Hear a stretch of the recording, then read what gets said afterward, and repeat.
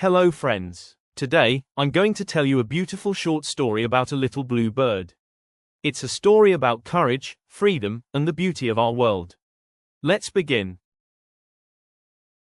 Early one morning, a small blue bird flew out of its nest for the first time. The world was bright and full of colors. The bird saw the green trees, the golden sun, and the white clouds moving slowly in the sky. It flew over a quiet lake and watched its reflection in the water. For a moment, it felt afraid, everything looked so big and new. But then it opened its wings wider and kept flying. The bird discovered a field full of flowers and soft grass. It rested there, feeling the warm wind on its feathers. It sang a soft song, happy to be free.